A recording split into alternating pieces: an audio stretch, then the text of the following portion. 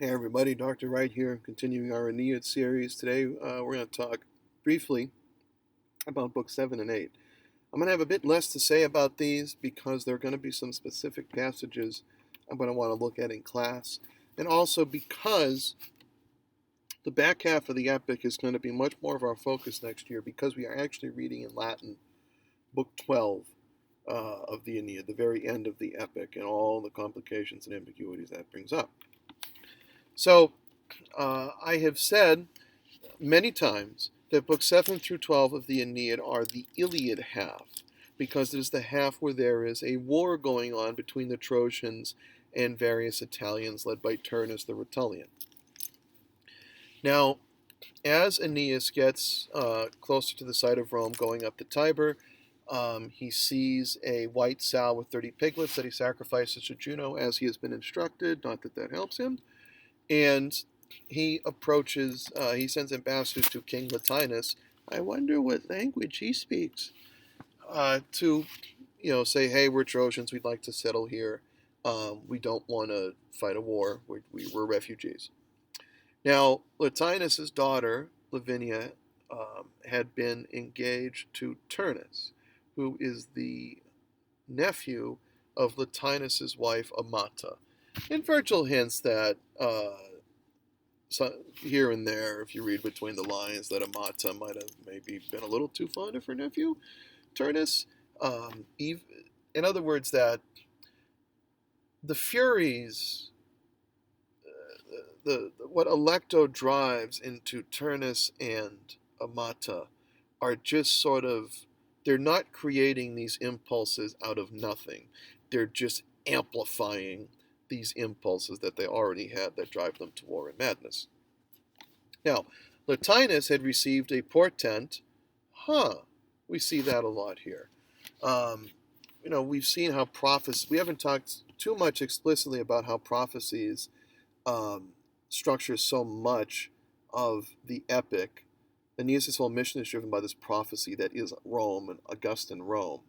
There's a great study of prophecy in the epic by James J. O'Hara, who went to my high school and my college. He teaches at UNC Chapel Hill now, called Death and the Optimistic Prophecy in the Aeneid, where he makes the point that all these prophecies that are really optimistic, for example, Jupiter's prophecy in Book 1, often disguise or suppress the death that comes in accomplishing that optimistic outcome.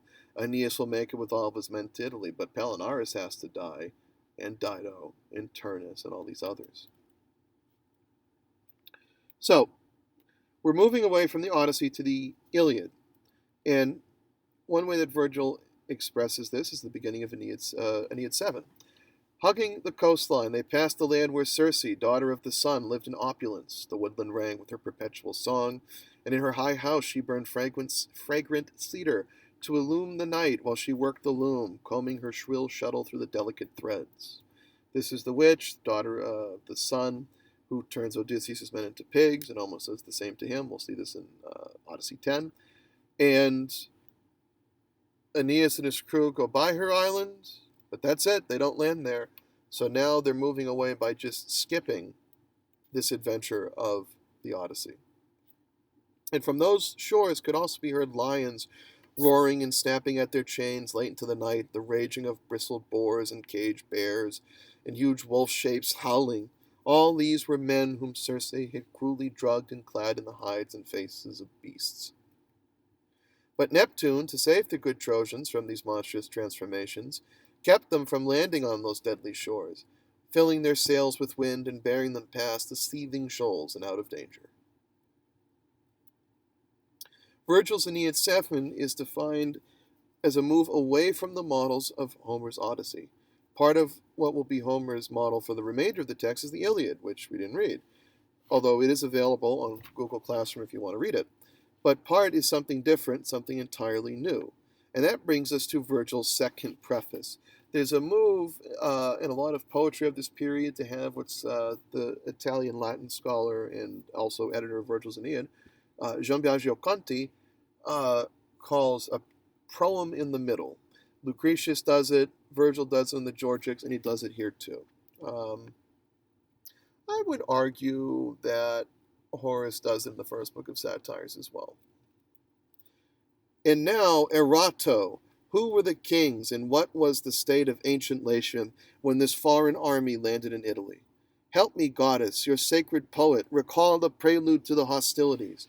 For I will tell of war's horror, of pitched battles, heroes driven by courage to meet their doom, of Etruscan squadrons and all Hesperia, another word for Italy, pressed into arms. A higher order of things opens before me. A greater work now begins. So Vergil is assigning greater weight to this part of his epic. But there's a strangeness here. Erato. Now, you might remember we have that whole worksheet also in Google Classroom of all the epic openings I put together in translation. Calliope is the muse. There are 9 muses. Calliope is the muse of epic poetry. Clio is the muse of history. Erato is the muse of love poetry. So what is she doing here? Well, 2 things. In terms of our poem, remember that this war is fought over a woman, Lavinia.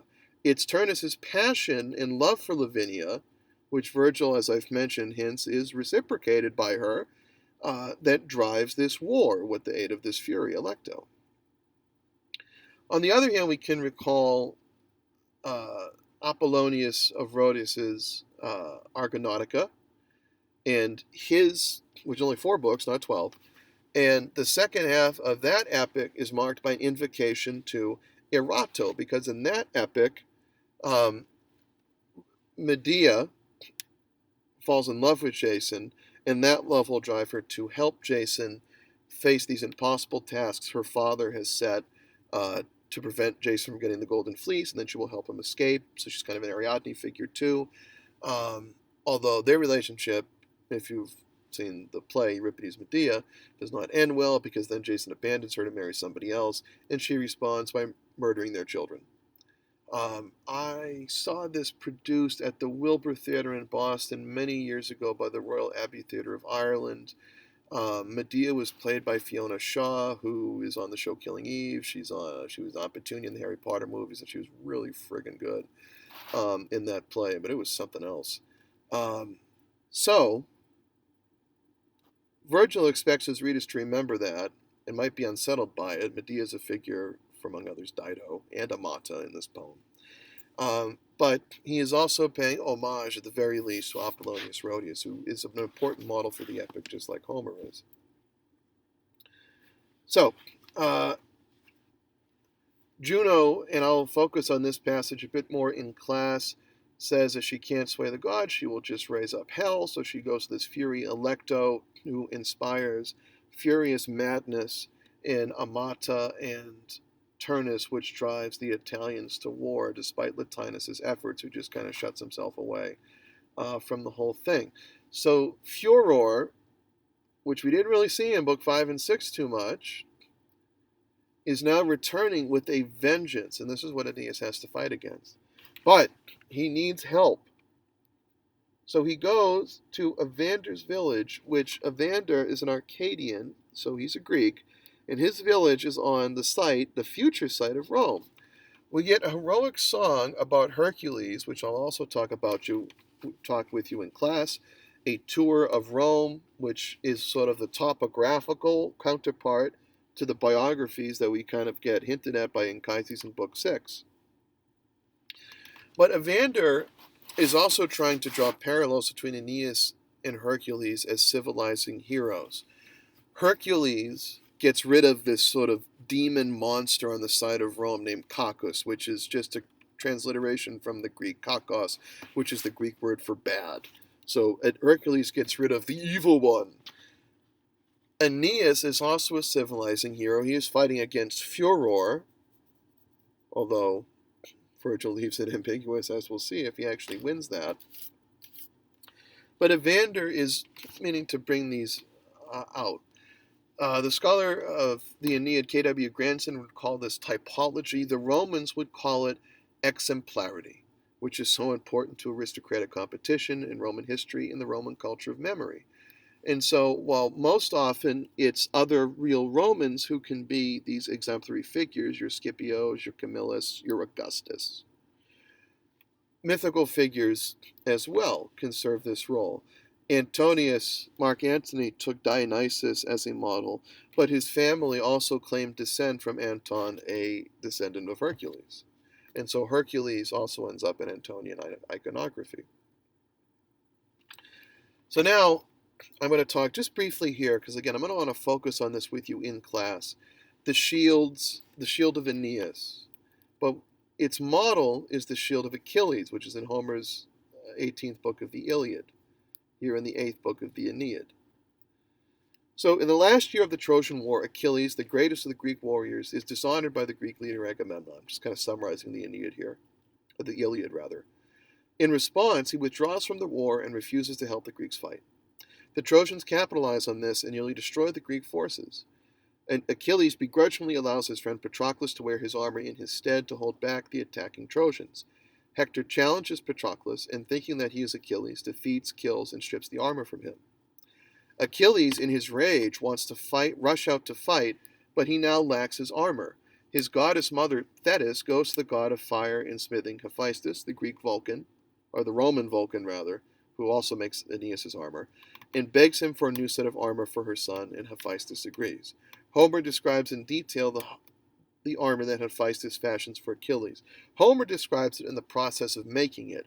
Vergil describes it as already made. Homer shows us on the shield, and in both cases it's very hard to represent what was actually on there. It's a bit easier with Homer. With Vergil, it's intentionally confusing. But Homer portrays basically two cities, a city at peace and prosperity and a city at war, which also reflects the world of Homer's Iliad, where obviously the poem itself is about a city at war, but all the similes tend to be about peacetime. Now, in Aeneid 8, as alliances begin to be drawn throughout Italy and war looks inevitable, Venus visits her husband Vulcan, the Greek Hephaestus, and asks him to fashion a set of armor for her son Aeneas. Vergil describes in detail the armor Vulcan has made for Aeneas, but when Aeneas is seeing it, not while it's being made. And on this, in no particular order, unlike in Book 6, Vergil will go over more of Roman history. But as we'll see, and this is the important takeaway, he doesn't understand. Venus doesn't guide him through it like his father does. And so he literally lifts up the weight of his future people, not knowing what he is fighting for. Because again, it's he only got a very summary aspect of it in Book 6, what Nietzsche would call monumental history. Just, the peaks, not really the valleys. So, as I said, since I'm going to want to focus in a Google Meet of reading through the Shield with you, I'm not going to say too much about it here, and we'll pick up with books 9 through 12 as the war really swings into high gear.